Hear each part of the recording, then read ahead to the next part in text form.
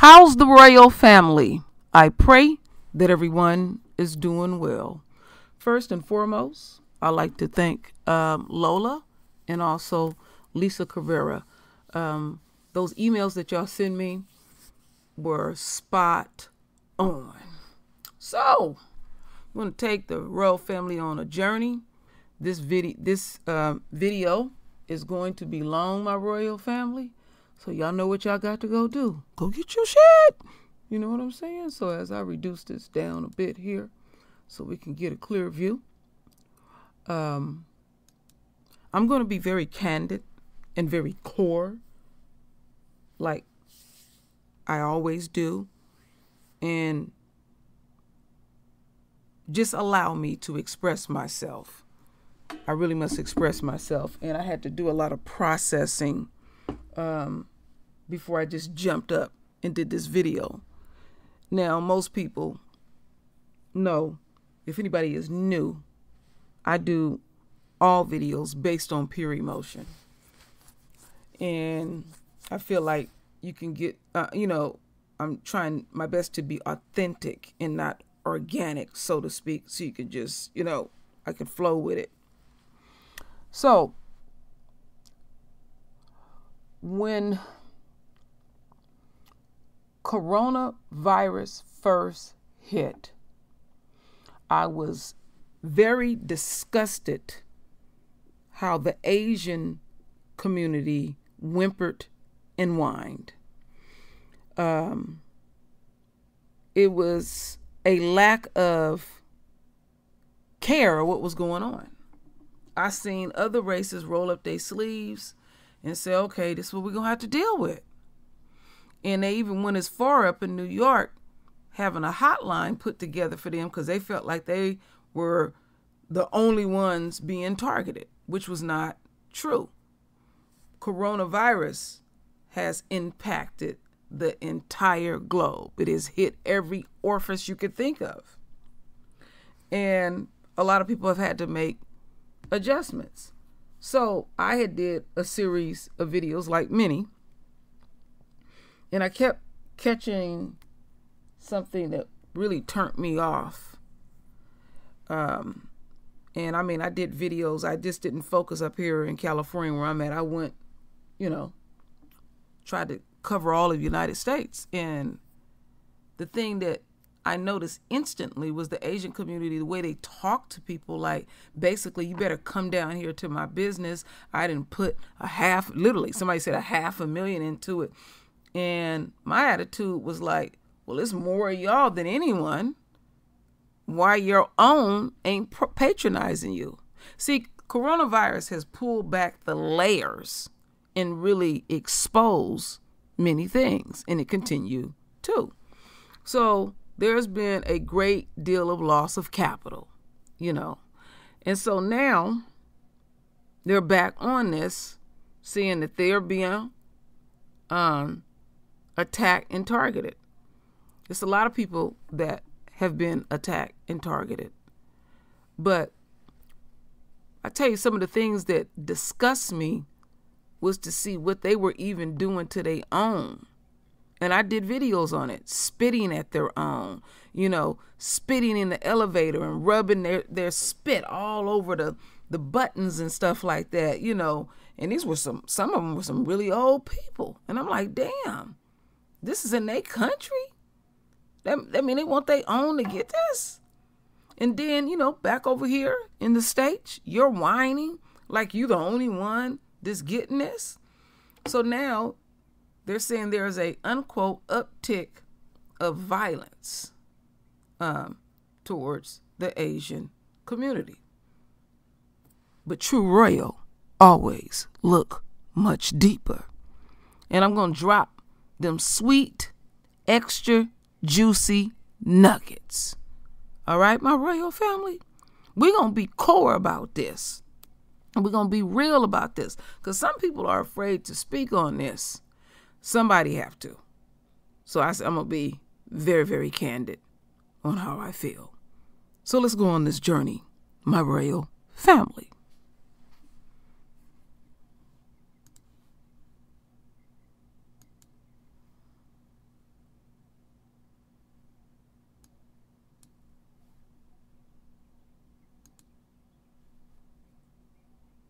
January 30th, 84-year-old Vita Ratanapakdi dies after an attacker sprints toward him and knocks him to the pavement. The next day in Oakland's Chinatown, a 91-year-old man is shoved to the ground by an assailant who's now been charged with 3 different assaults on that very day. I was just tired of seeing everything going on social media, the attacks against the elders, them getting hurt, the robberies. It's just disgusting to look at. And I'm just like, why is nothing happening? We just sat out there for like 15 minutes and showed our presence over there. Okay, nice. Born and raised in Oakland's Chinatown, Jojo Al launched a fundraiser to hire armed private security guards to patrol Chinatown and nearby areas. To her surprise, she met her goal of raising $25,000 in one day, raised the goal to $50,000 and met that too. Honestly, I didn't know that it was going to spread like wildfire, and so many people were so concerned about it and wanted to do something but didn't know what. So, I'm glad that I did this because, the support that, the merchants, they even say they feel safer. Some of the shoppers here, they feel safer. In 2020, Stop AAPI received more than 2,800 reports of hate incidents from Asian Americans. 8% of those were physical assaults. Women were harassed nearly 2.5 times more than men. The Asian American community is really fearful and concerned at this moment from both the racism of last year and then the current spate of violence. We don't know if this year's street crimes were necessarily racially motivated, but the effect is similar. We're being traumatized. This past weekend in Oakland and San Francisco, outraged citizens from all different backgrounds joined in solidarity. Eddie Zhang spent more than 20 years in prison for home invasion and kidnapping, but became a model prisoner and now a community leader. We are able to learn from each other, so therefore we are able to humanize each other. With a number of the attacks committed by Black Americans, Zhang made it clear the worst thing to do is pit one race against another. We also need to hold the system and government accountable for their failure to address white supremacy and systemic racism that continue to perpetuate anti-Blackness and anti-Asians and using us as wedges, but really trying to create an opportunity for cross-cultural engagement and cross-cultural healing. Right now, our Asian brothers and sisters and our neighbors are going through some pain, and that the root causes of violence and crime is actually lack of resources. The activists say rampant violent crime in their community has always been there, but now people are seeing on video the brutality of the acts and the vulnerability of the victims. Many residents simply say they're fed up and will do whatever it takes to protect their neighborhoods. Well, I'm going to be very core. When I seen this, because this is local, and me and my husband had a deep conversation about it, and my husband said that he just don't have no feelings around it. And I had the same type of feeling. I didn't have any empathy. And so I said, I have to identify what's going on with me. So much violence daily. I often talk about every millisecond what is being done to the royal family. Every millisecond. Somebody's always doing something to us. And then another race comes in and they talk about what's being done to them. And they're making out that it's like disproportionately black folks are doing it. And we must remember that here in America, in the Asian community, the reason why they are able to thrive is off of black dollars. And it is a known fact, which they still will not own up to it, throughout America, and they don't even have to be in America because they're doing the same practice globally when it comes to the royal family, that they're worried about their unquote bottom line. And I guess they don't feel like they should suffer. We all suffering. We all sacrificing. So now they on this bullshit about Black Lives Matter. Oh, yeah, True Royal gonna get there to the juicy parts. Oh, yes. I'm a very passionate, loving person. And I often talk about the nature of things. And it is disgusting to see any human being do that to anyone. You got elders out here getting killed because some nut didn't push them, and they already fragile and they come up dead. But what I don't like is to use that for your propaganda, what you own. And I'm going to expose what you own, because this stuff has happened in the black community where our elders have been attacked repeatedly. This stuff has happened in the white community, and we can go community after community. It ain't isolated to one community. But I do agree, because of Rona, people feeling some kind of way. People's lives have been drastically changed. And yes, you're going to have that element out there that's going to blame, naturally, the Asian community for Rona and all its woes. It is what it is. We get blamed for everything in the royal family. It's the fiber of America to say black folks disproportionately, black folks blah, blah. We hear it all the time. And, we pull ourselves up by the bootstraps and keep it moving.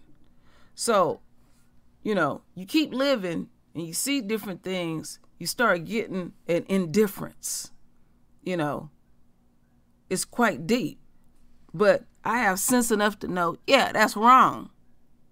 But we're going to keep it core tonight, because I've heard some of us do these type of videos, our own, and repeatedly keep saying, that's wrong, that's wrong. We don't even have to keep saying that's wrong, that's wrong. What you're doing is you refuse to identify with your feelings, how you feel about these people. Way before Rona, it showed up.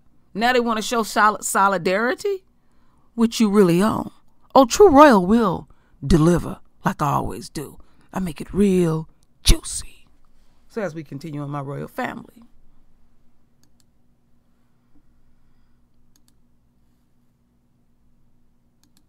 A minority representing several countries, languages, religions, and skin colors, Asian Americans have found a new kinship with the Black American struggle for social justice. Nancy Chen reports on why some believe this is the year the model minority has finally become woke.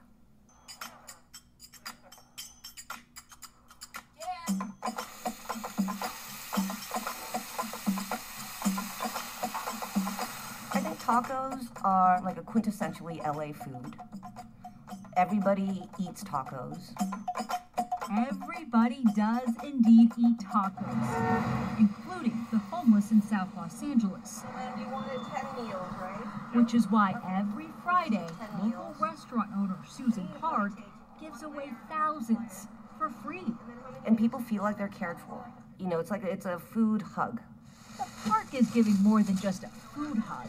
It's her way of supporting Black Lives Matter, as she serves predominantly Black neighborhoods. I know that it was Black people and Black bodies that were at the front lines of fighting for the Civil Rights Act to be passed. Their bodies were brutalized, and yet I benefit. Park created the Facebook page Asian Americans for Black Lives Matter after the deaths of Trayvon Martin and Michael Brown. This summer, the movement was reignited after George Floyd was killed, with many Asian Americans joining in the protests, among them 32-year-old Tiffany So. COVID-19 definitely sparked another awakening where Asian Americans and some younger generations of Asian Americans have been for the first time experiencing this more overt, in-your-face racism. Part of that awakening includes starting conversations about racial injustices with their families, bridging different views across generations as they question their place in America's racial fabric. Because race is talked about as if everything's black and white, Asian immigrants sometimes wonder, where do we fit in? Frank Wu is president of Queens College in New York. He's a scholar of Asian American studies. It's a moral dilemma. Are you going to declare that you're a person of color, or do you aspire to be an honorary white? Or do you just get excluded as a perpetual foreigner, right? Those are the options. Those are not good options at all. Right, yes. Yeah, none of those is good. Wu says part of that forced identity is shaped by the idea of the model minority, a belief that Asian Americans are more successful than other minorities because of hard work. It's false flattery. It's not even really a compliment of Asian Americans. It's just a way to denigrate other people of color, of saying, look at the Asians. They made it. Why can't you? Stereotypes like these led to years of mistrust and unconscious bias among the communities. In the 70s, Korean Americans opened businesses in underserved neighborhoods in South LA. Sometimes there was tension. Frustrations came to a head in 1991 when 15-year-old Latasha Harlins was killed after a Korean store owner accused her of stealing orange juice. In this graphic security video, Harlins is shot in the back. Find the defendant, Stacy C. Kuhn, not guilty of the crime of assault. And then, a year later, when a jury acquitted white police officers for beating Rodney King, Los Angeles erupted. Abandoned by law enforcement, stores were looted across South LA. More than 60% of the damage on Korean American businesses. Where's your human dignity? A history that motivates Danny Park today to build bridges. His family has operated a convenience shop in South LA for more than 2 decades. But after taking over the business, the 28-year-old is now empowering and uniting the community by training residents for jobs at his healthy food market. Among the items sold, an orange juice named after Latasha Harlins. Why do you think it's important to put that out front and have a reminder of that and remember in such a way? I think it's a way to honor our ancestor, honoring our ancestor Latasha Harlins, who's been killed and who has transitioned. We're working on ensuring that the violence and the harms don't happen again. Change is slowly coming, from a cup of orange juice to athletes like U.S. Open champion Naomi Osaka, who wore masks honoring Black lives. The solidarity is inspiring to actor and activist George Takei. It is a much more heartening kind of movement with the diversity of America coming together. As Susan Park continues to serve, she still receives dozens of messages from Asian Americans who want to get involved. You just listen to people and show that you care about them, and they want you to be their friend. Communities working together to create change. Still to come, power in numbers, how Asian Americans could have a big impact on the election this November. So, what I have to say about this segment that we just seen is something that I have often talked about. You don't get brownie points for doing the right thing. It's like, okay, thank you, but I'm not gonna go falling all overboard, all right? It's like I may see someone stumble and fall, and I take the time to help them, and the person says thank you. And that's it. I'm not fooled by this, because I know what this is all about. Now, I'm going to string it and milk it for all it's worth, my royal family, and I'll tell you in the end what it's all about. But y'all real sharp. Y'all know what this is all about and stuff. So, yeah, you see people homeless, suffering, and all of that. And the right thing to do, if you have the means, is to go out and help your fellow man and woman and child. But I'm not going to give you anything extra. Thank you. That is the natural thing to do. All right? See, in the royal family, other races have shown kindness or an inkling of it. Let's say an inkling of it. And some of us will fall all overboard and, oh, Lord. And it literally drives me crazy. So I'm just not going to fall for that. It's a good thing. That's just like about, attacking a human being and doing what they're doing to elders. That's disgusting. But these folks want us to focus on, look at what's going on with us. They're treating us bad. Whoa, me. Okay, what about what's been going on with black folks? Every millisecond. They have developed an indifference. And I feel some kind of way that you're going to name an orange juice after that girl after she got her brains blowed out. And they allow that woman to go back to her country and lead her life. Ain't that something, my royal family? That you take an orange juice so you can continue to make your coins or some kind of little funky ass gesture, letting black folks know, we feel. But really they want you to, at the end of the day, you buy. That's how they talk to us. So we're going to go a little bit more deeper, my royal family.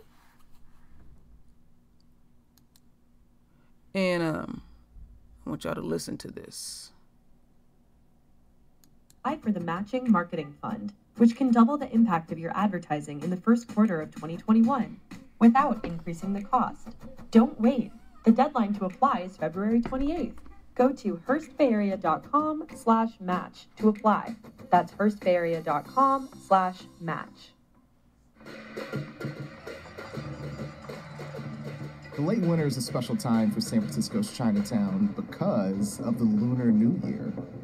If you're in the city during this time, there's a really unique energy. You'll hear firecrackers, there are street fairs, you can get delicious food like steamed whole fish, chewy tangyuan, and longevity noodles. And of course, there's a massive parade. It's one of the largest Chinese New Year celebrations in the entire world. But this year, the atmosphere is much more muted. Even before COVID-19 hit the Bay Area in 2020, Chinatown was experiencing the first impacts of the coronavirus pandemic, which turned this vibrant neighborhood into what feels like a ghost town. Hey there, people. You are listening to the Extra Spicy Podcast. I'm Justin Phillips. And I'm Soleil Ho.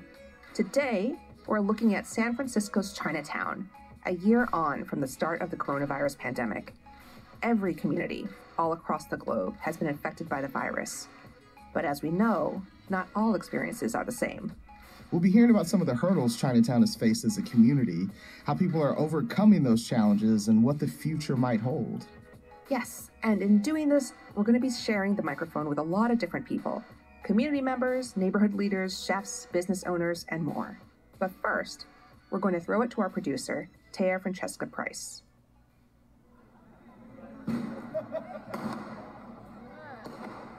This was the sound on Jackson Street back in late January of 2020. The sidewalk was covered in strips of red tissue paper. The air smelled sort of burnt because firecrackers and fireworks were going off constantly.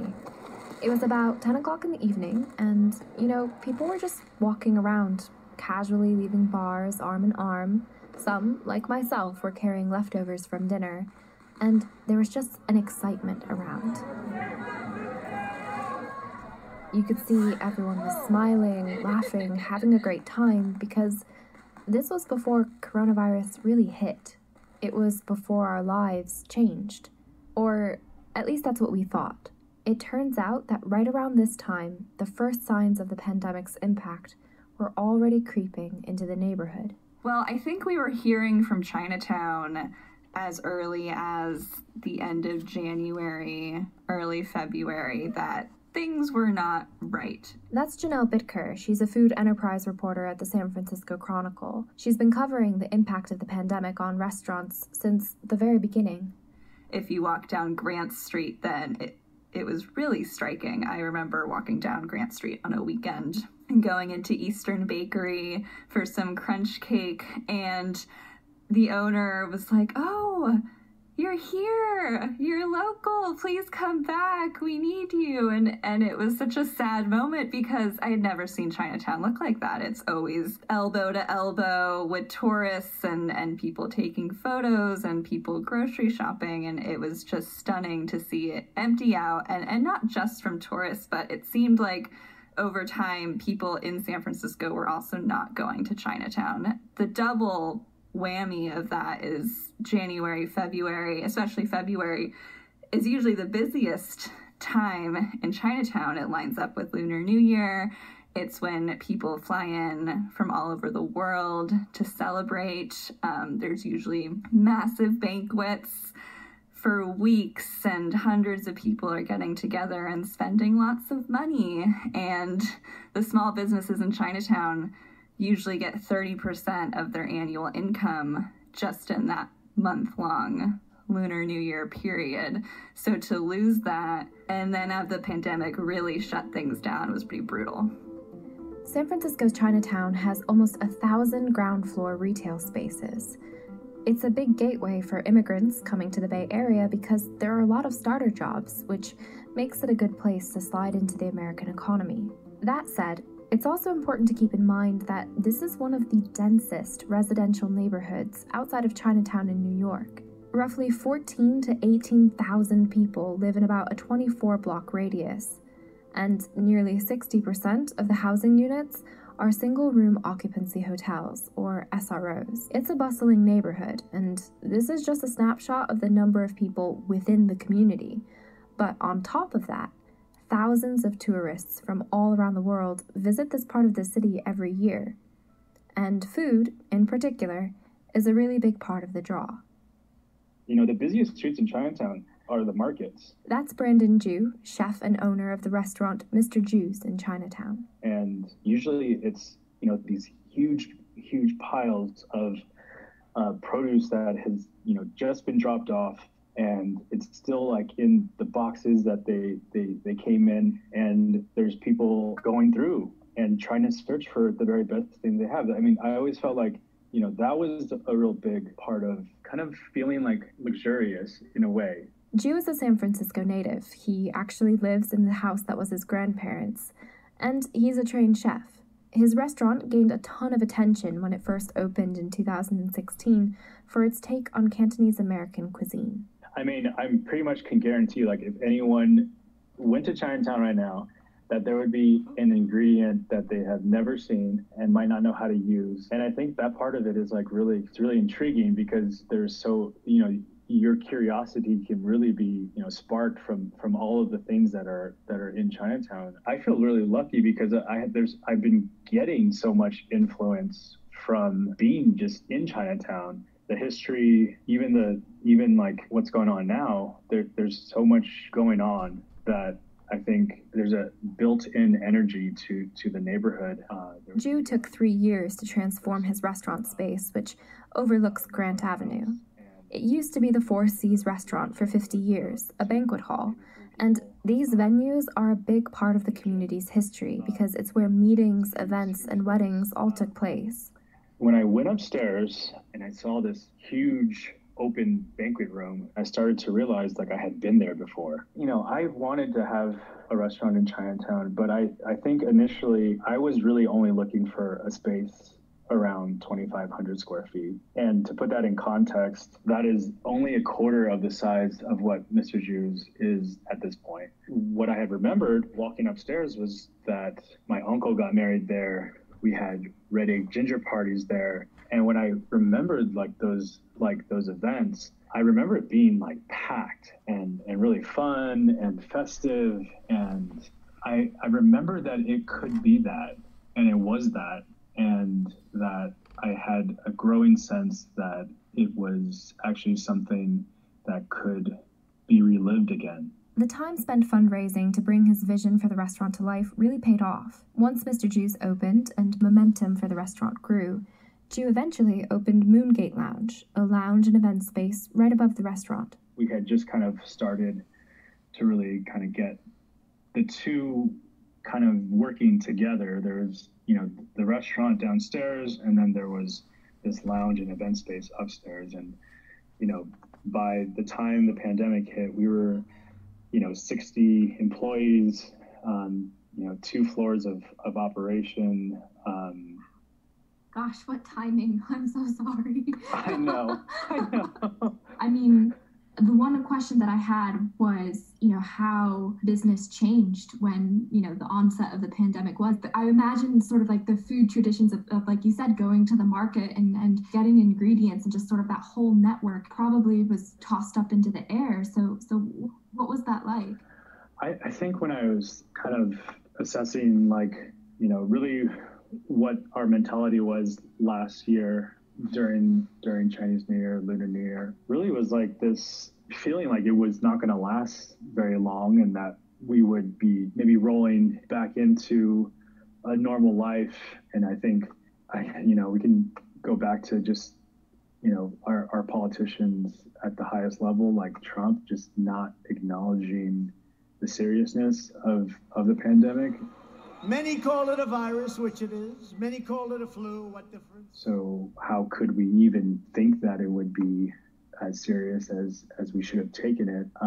We were a little buffered from some of the early effects of the pandemic because we had a reservation system. We had already been booked up for 2 months. So the way that we saw those being affected is as we got closer to that shutdown, day by day, week by week, we would be getting more cancellations. It's really hard to really know what was being affected in the form of, xenophobia versus tourism. I want to also acknowledge that there's this real slowdown of tourism. And I think also that the tech companies, they were telling all of their workers to stay home and to work remotely. Those two things were happening at the same time as really also this xenophobia. As we got closer to that shutdown, you actually realize there is no more foot traffic. There is no one to fulfill those cancellations, and more cancellations were happening because either people were not comfortable because of what they were hearing about the pandemic,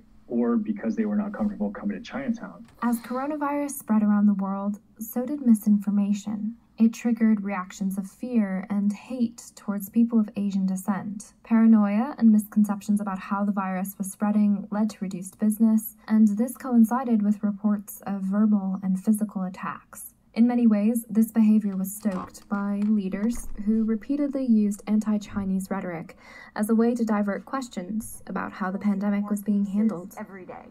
Well, they're losing their lives everywhere in the world. And maybe that's a question you should ask China. Don't ask me, ask China that question, okay? When you ask them that question, you may get a very unusual answer. Especially because of what Trump was continuing to say, even, from the beginning to the very end. He just continued to really point out China, Chinese. As opposed to calling it the Chinese virus.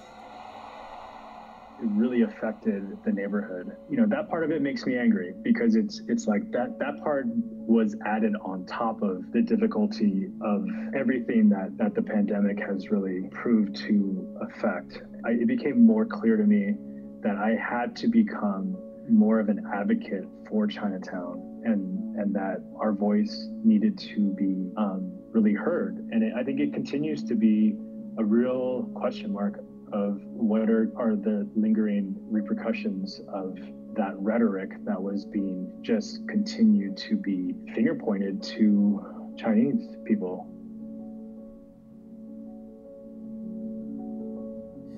This isn't by any stretch of the imagination the first time Chinatown as a community has been the subject of xenophobia. In fact, its very existence is inextricably linked with the history of xenophobia in this country. I mean, we're talking about a really historic neighborhood, like Chinatown is nearly as old as San Francisco, right? Yeah, I mean, the first Chinese immigrants who arrived back in 1848 at the start of the gold rush settled around what is now Grant Avenue, the single location where it was legal for Chinese people to actually live. So for a long time, it was seen by the government and the white gentry as what Obi-Wan Kenobi would describe in Star Wars as a hive of scum and villainy. I know, it's very screwed up. So the government mostly tolerated it in exchange for cheap labor in the mines, just in factories, railroads, that sort of thing. The anti-immigrant sentiment got so bad that it resulted in multiple laws restricting the movement of Chinese people here, including a straight-up Chinese Exclusion Act, which banned Chinese immigration to the U.S. from 1882 to 1943. I mean, Chinatown is resilient, you know. That's Malcolm Young, the executive director at the Chinatown Community Development Center, or the CCDC. The CCDC was founded in 1977 and came out of an activist movement trying to ensure that Chinatown would remain an immigrant gateway. He says Chinatown has been resilient since the beginning, when the community was under constant attack. You know, for the community to have survived that, I think is fairly amazing. The 1906 earthquake, when our city fathers and white fathers, tried to move Chinatown out to the mudflats in the southeast in order to take advantage of the incredible, proximity of the real estate in Chinatown. And then, of course, World War II, the 60s era redevelopment area and downtown expansion. Chinatown survived that. We made it through the tech boom when real estate pressures were happening. And I think the common thread throughout all of that has been, I think, genuine community leadership in the 1800s, 1900s, up until the 60s. The family associations and the regional associations, the role that they played in keeping Chinatown was completely amazing, stellar. I think there's an impulse to think of activism, especially, the civil rights activism stuff, being part of history, but really it extends to this present day, and there is actually a really timely angle with all of this community organization. Yeah, you're absolutely right. I mean, throughout the pandemic, there's been like a concern about preserving these neighborhoods, but on a very human element, like looking back at what you mentioned with the timeliness of this all, we're also having discussions about crimes that are happening in these neighborhoods against Asian residents. And it's complicated. There have been some high-profile things that have been caught on video, whether it's, an individual being shoved to the ground, someone breaking into stealing things out of a store. And, it does highlight the concern that exists within these neighborhoods. And there's a lot of dialogue about how this is happening, why it's happening, who the perpetrators are, anti-Asian racism, anti-Black racism. It's just a really big conversation. But at its core, it goes back to the preservation of a neighborhood. And it even gets more granular than that and focuses on the individual lives and the experiences that they're having there. So there's like a whole timeliness to this discussion. Right. It's a renewed conversation about how to keep the neighborhoods, including San Francisco and Oakland's Chinatowns, safe spaces for Asian Americans in this region. You're listening to the Extra Spicy Podcast. We'll be right back after a quick break. You can support this podcast and the newsroom that creates it by signing up for a San Francisco Chronicle membership at sfchronicle.com/pod. Even with the optimism of the new year, the road to business as usual will be uncertain. That's why Hearst Bay Area, the marketing and advertising powerhouse behind the San Francisco Chronicle and SF Gate, is inviting local businesses to apply for the Matching Marketing Fund, which can double the impact of your advertising in the first quarter of 2021 without increasing the cost. Don't wait. The deadline to apply is February 28th. Go to hearstbayarea.com/match to apply. That's hearstbayarea.com/match. You're listening to the Extra Spicy Podcast, and we're back with more on how Chinatown is facing the pandemic. Here's producer Taya Francesca Price. When the coronavirus pandemic led to a shelter-in-place order in March, restaurants in San Francisco pivoted quickly. They turned to technology, hopping on food delivery apps, offering takeout, and creating meal kits. But as Malcolm Young of the Chinatown Community Development Center pointed out, for businesses in Chinatown, especially small monolingual places, adapting was trickier. The Chinatown restaurants in particular were really not designed, to work with the economy that San Francisco has transformed into. And I think restaurants were starting to then be in a situation where they had to make some difficult decisions. Chelsea Hung is the owner of Washington Bakery and Restaurant, which her parents opened when they immigrated to San Francisco. Next month is actually the restaurant's 25th year anniversary. But When the pandemic began, Hung said that their business had to make some really tough calls. So we actually decided to close for about a month, just trying to navigate what our next steps are. We weren't sure how serious the whole situation was, and we wanted our team to be safe. So yeah, we had to make the hard decision of letting go of pretty practically most of our team, and we closed and kind of waited around. Then we decided to open for takeout, but it just wasn't enough. Without a whole month of income and just so much uncertainty, it was just really, really difficult. So back in late March of 2020, Malcolm Young and the CCDC worked to provide meals for people living in single-room occupancy situations by developing a program called Feed and Fuel. We started planning for it, in late March, early April, and then launched it in mid-April. So, we kind of got to work really fast after the pandemic started. Back then, our primary concern was spread in SROs. We weren't quite sure, about what the deal with the virus is, but we knew that, kind of communal kitchen use, communal bathroom use was going to be problematic. So, the first Feed and Fuel iteration really was focused on this idea of trying to provide meals to SRO residents as opposed to groceries to get them out of the kitchens as much as possible. To do that, we partnered with just a number of different folks. We partnered with SF New Deal, who we're partnering with again now. We partnered with Self-Help for the Elderly in their meal delivery program. And then we also directly partnered with 34 restaurants in Chinatown to create a voucher system whereby SRO residents could come and essentially use these vouchers at the restaurants to basically get takeout meals so that they didn't have to use the communal kitchens. And back at Washington Bakery, Chelsea Hung said programs like this really helped her restaurant stay afloat. We were able to apply for some programs, so we partnered up with one of the meal programs, SF New Deal, which gave us more consistent revenue as well as help seniors with food insecurities. So we provide breakfast, lunch, and dinner and deliver to the seniors that are participating in the program. The first iteration of this Feed and Fuel program stopped back in July due to a number of factors, but the primary one was a lack of funding.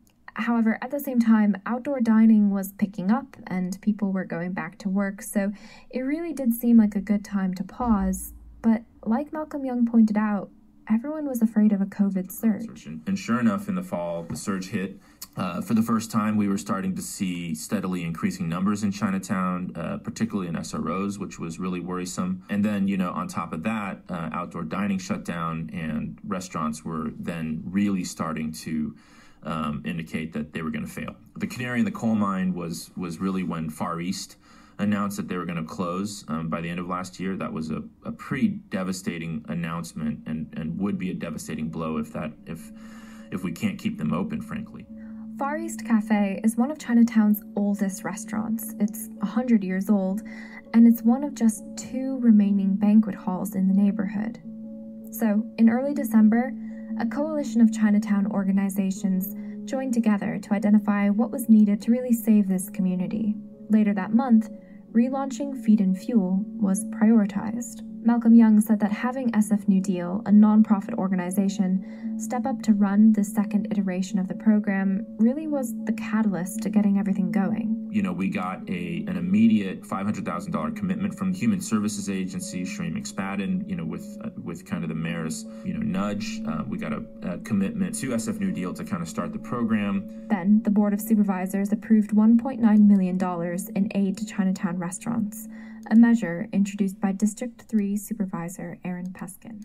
Yeah, Tanya, let's be clear. Everybody needs help. Interestingly enough, as the lowest transmission rates in the city, they have become the model neighborhood in the densest community, but there are a lot of people who are hungry. On top of the $500,000 from the Human Services Agency and the $1.9 million from the Board of Supervisors, the CCDC committed an additional $100,000 to the relief program, bringing funds up to $2.5 million. But Young says they're not stopping there. And we're now trying to raise an additional $1 million from foundations and private funds to bring the total program budget up to $3.5 million. We got an immediate contribution from Crankstart Foundation of $500,000. So that was a huge boost. And, we are now well on our way to, relaunching and getting the program rolling. And SF New Deal has just been amazing to work with. Chelsea Hung said that when San Francisco allowed outdoor dining again, their restaurant invested in an outdoor platform. So that helped a little bit. We also just had to become more innovative and adapt to the times, offering meal kit, just creating different ways to provide more convenience to people during this time. So it's just been a really emotional roller coaster, to say the least. But we've definitely grown and adapt, and we've tried so many different things. Now, things are starting to pick back up. We've opened our outdoor dining again. We're in a couple other meal programs. We were able to hire more of our employees back. So I think things are starting to be better, but there's still a lot of uncertainty still, unfortunately. Hung grew up in Chinatown. Her parents have been in the restaurant industry for over 30 years. But when they wanted to retire and sell the restaurant, she was living in New York, working at a tech job. A comfortable 9 to 5. And when I heard the news, it kind of made me think again about if I was ready to just see our family business, gone. So I made the decision to actually come back and take it over. As of next month, it's actually our 25th year anniversary for Washington Bakery and Restaurant. It's just funny because I worked at tech companies that helped entrepreneurs, and I became one myself, so I kind of feel like I came full circle. The restaurant just has a really deep place in my heart, and so does the community. I just wasn't ready to let it go yet. I saw a lot of potential and opportunity there, and I still wanted to be a part of that community. So what does the future of Chinatown look like, especially after everything that's happened in 2020? Here's Malcolm Young. I will say that, one of the bright spots that I've seen in this pandemic is the way in which our young people have stepped up and in. What we've seen from our youth team, which is amazing, is this process whereby a lot of the high school youth who've been participating in the program are beginning to sort of serve as resources for a lot of our seniors by teaching them, how to use Zoom, how to basically exist in this online world, to the point where we've begun to really see a lot of our grassroots organizations begin to meet again, but doing it virtually. On the other hand, they're also kind of pivoting on their own projects. One of the programs that we normally do in regular times is the youth team actually designs their own tours of Chinatown, where they do it from the framework of their experience and how it connects to Chinatown. And what they've done, and this is the thing I think that's blown me away in so many, they've created a Minecraft version of Chinatown, and they're now launching a Minecraft online tour to be able to continue this activity. And I'm just, I'm like, wow, if this is our future leadership, I think we're going to be pretty good. It's really exciting. While this forced hiatus has been a time for projects and innovation, it's also been a time for reevaluations. You see, nobody has escaped the hardships of this pandemic. Brandon Jew from Mr. Jew's actually had to furlough all of his hourly staff back in December when outdoor dining shut down. I think that restaurant that was, 2019 is not the restaurant that I want to reopen. And I think this pandemic has really given me the opportunity to rethink what our priorities are and like how to actually have a better restaurant inside and out for the future. The pandemic has reframed priorities. It's demanded transformations and resiliency. But a year on from the start of the pandemic, despite all the hardships and all the unknowns of the future, Jew points to signs of hope. even, going to and from Chinatown, the energy is starting to come back. The markets are more full. The things that kind of give me indication that tourists still want to kind of like experience Chinatown is like just from people asking me, hey, where do you eat around here? Like, can you point me in the direction of this or that? It kind of makes me happy to like have to answer those, because it gives me the sense that some of it is coming back. This year feels different because I feel like what we went through, I think I feel finally optimistic. I might be becoming more superstitious, but last year was Year of the Rat. I mean, it kind of proved to be a lot of the characteristics of a rat, which is to me like being scrappy, staying alive, doing anything to continue. And I think this year being the Year of the Ox, that kind of consistent, reliable, head down, kind of just workhorse, kind of like, I kind of feel like thinking about that, having the new administration, and I just feel like there's been a little bit of a focus of like not only like getting our restaurant back up and getting our employees back, but also I think an overall like sense of optimism for Chinatown. All right, let me see here. Let's shut this down and get back over here. What I took from this whole thing, my royal family, is that, like I said earlier, that many businesses in America were affected by coronavirus. And what I gathered from this is the Asian community realize that they heavily depend on black dollars. They don't give a damn about us, but they gonna do whatever they got to do because they want us to patronize them. So I give them 100 feet because I don't trust it. You know what I'm saying? I don't trust the whole process. I don't think they're genuine or real, because one thing, you're seeing a bunch of different things. You're seeing that disproportionately black people are coming into your community and whipping on your ass. And then you're looking at your bottom line too as well. So they got to make some executive decisions. Do y'all want to just focus on that black folks disproportionately are coming in your community and just committing all these crimes, or do you want to reinvent yourself so we can come in and patronize your businesses?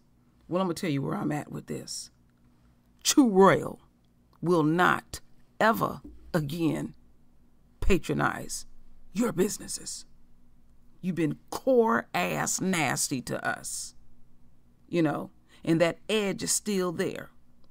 But you're feeling some kind of way because you understand the color of green. Oh, yeah, you understand that very, very well. So as we continue on, my royal family, we're almost getting to the end of this. Now, lean all up on this.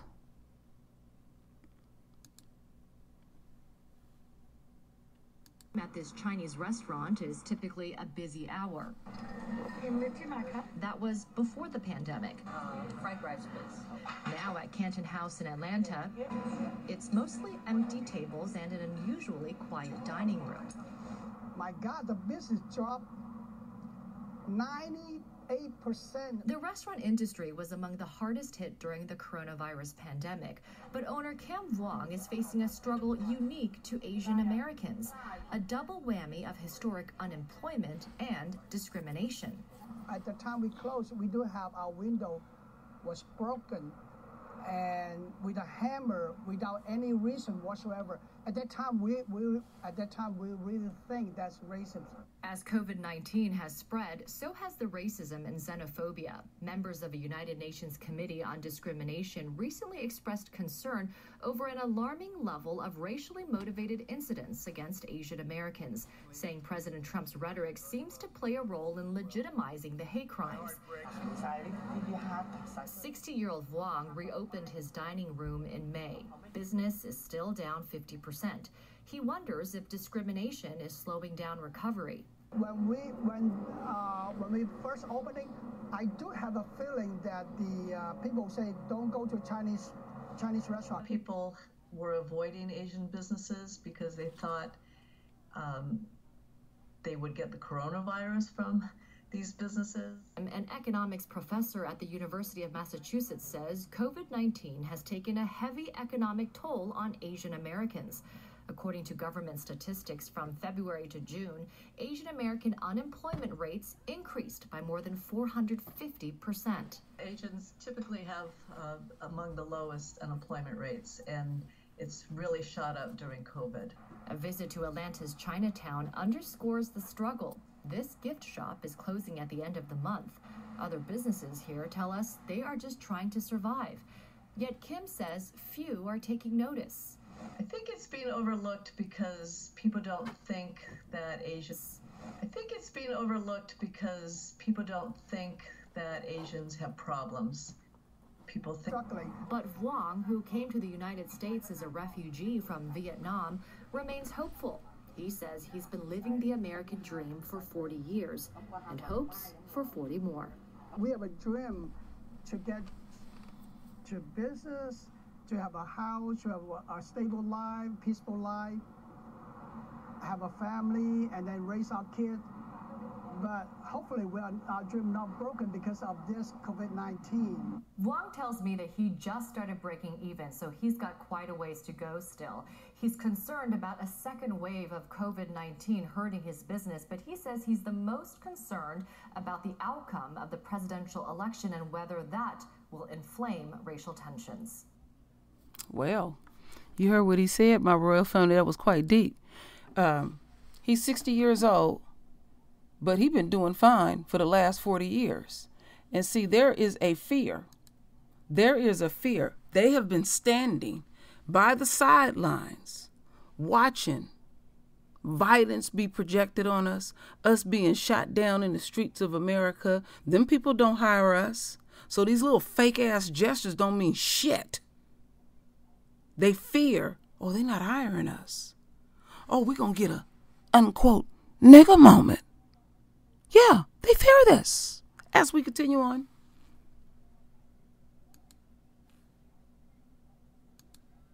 The pandemic has taken a heavy economic toll on minority-owned businesses. And according to a recent Fed survey, Asian Americans have been hit the hardest.